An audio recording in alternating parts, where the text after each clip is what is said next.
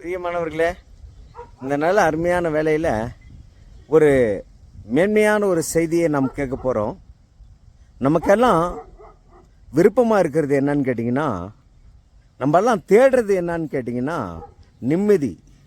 ஆகவே நிம்மதியின் இடம் எங்கே என்கிறதான ஒரு காரியத்தை பார்த்தாக்கா பாருங்க, பணம் தாசியாக அதிகமானாலும் நிம்மதி இல்லை, பணம் குறைவுபட்டாலும் நிம்மதி இல்லை, நோய் அதிகமானாலும் நிம்மதி இல்லை, கடன் பிரச்சனை அதிகமாய் மாறிவிட்டாலும் நிம்மதி இல்லை, வாழ்க்கையில் போராட்டம், அந்த போராட்டத்தின் மத்தியில் என்ன காரியம் எடுத்தாலும் நோ சக்சஸே ஆக மாட்டேங்குதே, தோல்விக்கு மேலே தோல்வி வருதே அப்படின்ற ஒரு அடிப்படையில் பார்க்கும்போது நிம்மதி எங்கே இருக்குங்க?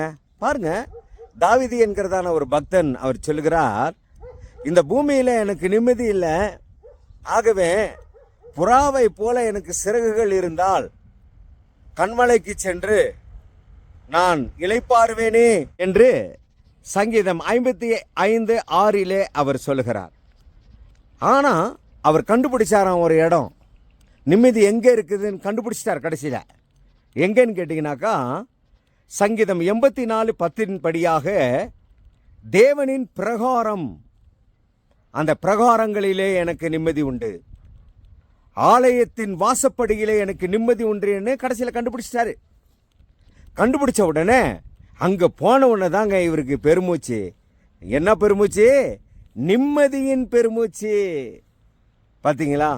ஆகவே அவங்க கண்டுபிடிச்ச இடத்த நாமும் கண்டுபிடிச்சா நமக்கு கட்டாயம் நிம்மதி வரும். ஆகவே ஆலய பிரகாரங்களிலே சென்று நம்முடைய மனபாரங்களெல்லாம் இறக்கி வச்சு நம்முடைய பாவங்களெல்லாம் கேட்டு இதோ நம்முடைய பாரத்தை என்னென்ன இறக்கி வச்சோன்னு சொன்னா அப்போ நிம்மதி அங்கே தான் இருக்கு.